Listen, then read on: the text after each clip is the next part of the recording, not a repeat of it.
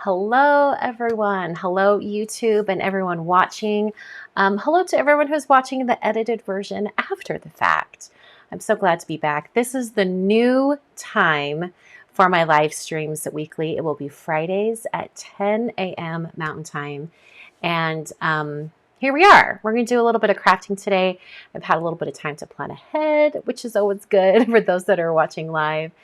So let's jump into it. For today's card, I had a plan.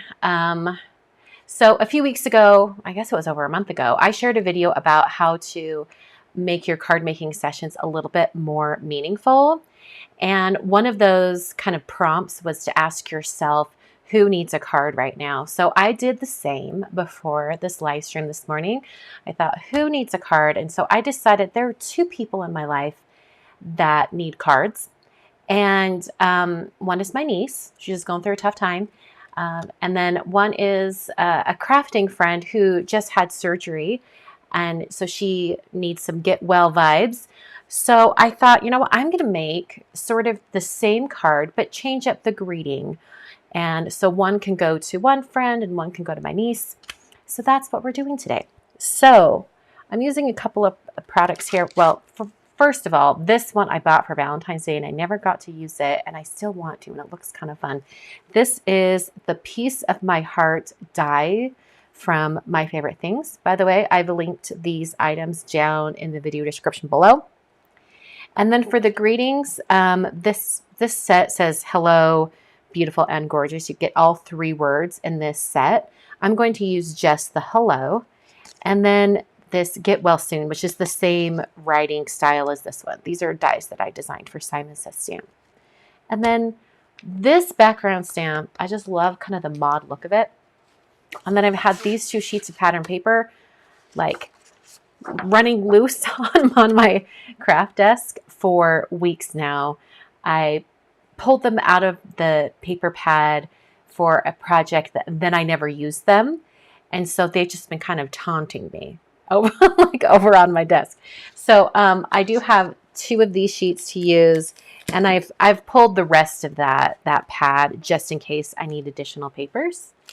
And then I'm thinking I'm going to use some glitter paper. I'm not sure what color. We're just going to kind of go here and we'll decide along the way.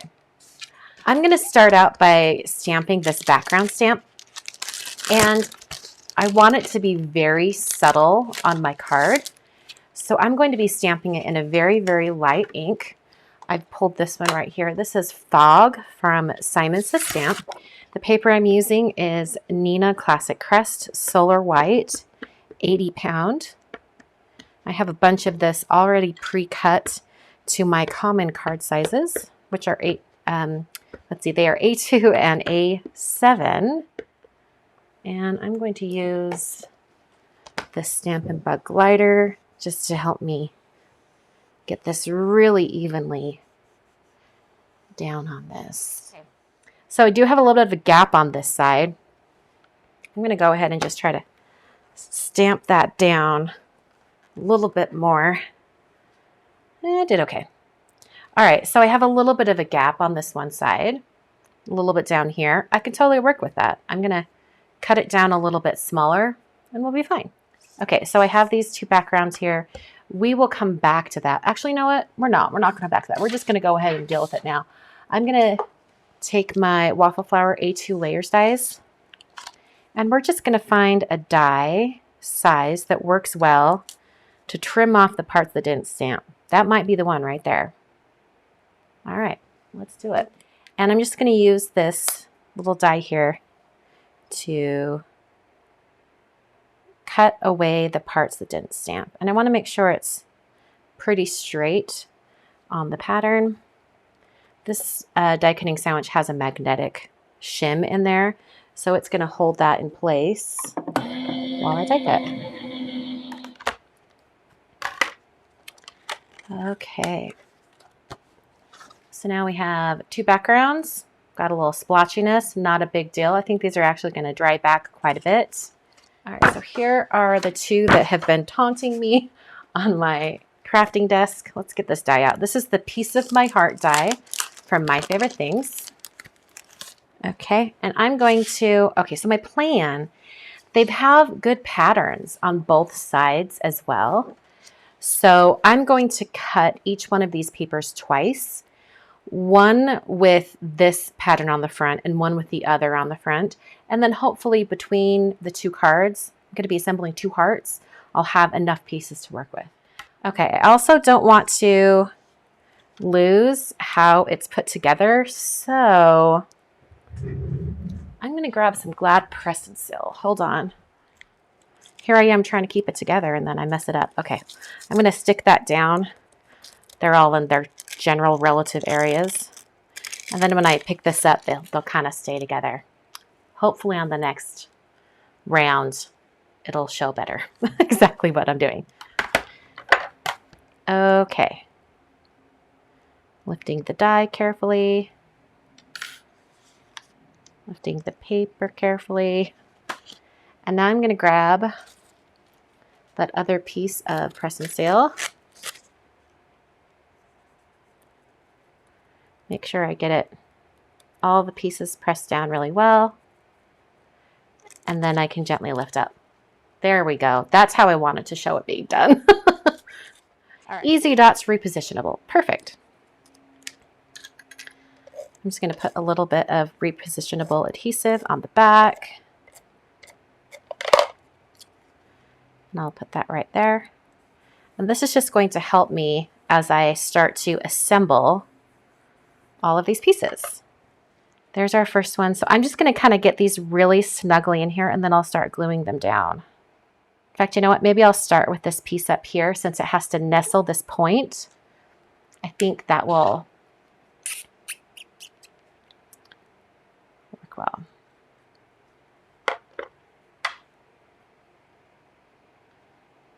All right. This really is like putting a puzzle together now. Make sure I get those edges and points really well.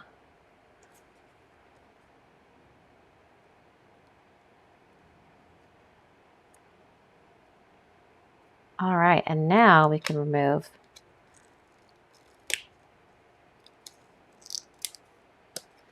oh yeah, that was a good idea to do that. Okay, so cute. I love it. We're going to assemble another heart. We'll just let that one dry over there. And we will assemble another one right here.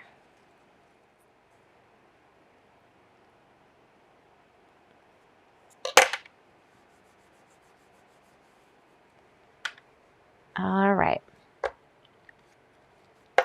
Then I can pull this up and away.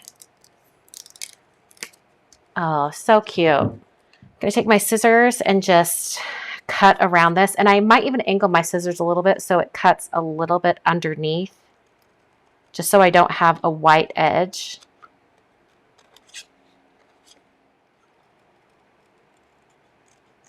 And okay. Oh, that's really cute. I like that. It's so eclectic, right?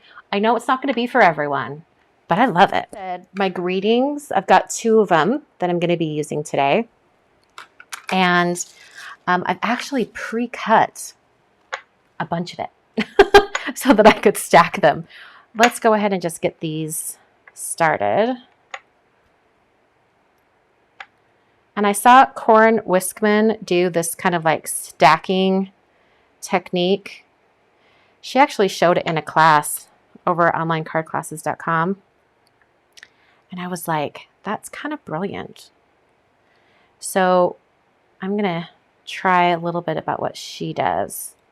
She basically applies glue to all of her layers all at the same time. And then just stacks them all at the same time. Totally makes sense why it would go quicker because you're working in batches. Okay, so what she does is she adds like a little dab of glue, like how you would normally would, but she'll do it on the front of all but one. And I only have 3 layers here, which sort of helps. And then you take the top one, and you put it right there, kind of get them together. And then take that and stack that one on top of that one. And then when you kind of smush them all together, hello, it's jumping out of my hand. When you smush them all together, you've done more than just one layer. So smart. I also like to go around if there's glue that's kind of squishing out. I'll grab that with my tweezers. I mean, it'll dry clear. It's not a big deal, but how fast did that go, right? Now I'll grab my clean one that has no glue on it. We'll messily stack these together. And then while the glue's still wet, use our fingers to move these so they're lined up. All right, here's the moment of truth. We get to decide, are we just keeping it white or are we going to do a different color? I think I'm just going to keep it white. I think it looks great. Let's keep it white. So the hearts are not adhered to the background that I've stamped yet. So I can pick it up and hold it while I... In fact, you know what? I think I want to put a greeting right beneath it. So I'm going to put this a little bit higher up. And then after this is adhered, I can go around the edges that are looking a little ratty and just clean up any of that glue. I'm using some Tombow Extreme adhesive. I think it's my favorite adhesive.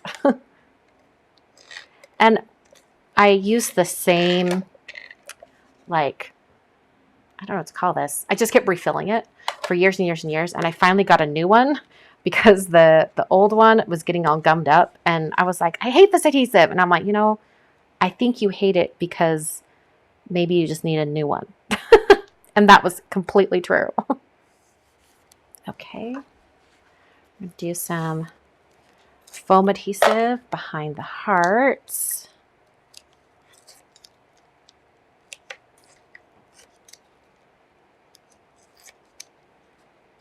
I like to put them centered, but a little more towards the top. So eclectic. My friend that just had surgery, she's going to love it. It's totally her. And then for my little niece, she's not so little anymore. She's in college. All right, so this one, the hello, is a little higher because I wanted to put a little greeting underneath. So I'm just going to come, let's see, I'm going to use one of the Simon Says Stamp sentiment strips. It's reverse lucky, actually. The reverse ones are the black ones. And one way to like kind of alter these a little bit, make it look like it really is like black cardstock, is to take a black brush tip pen or marker and see how you can see the white core of it right now. I'm just going to color it black.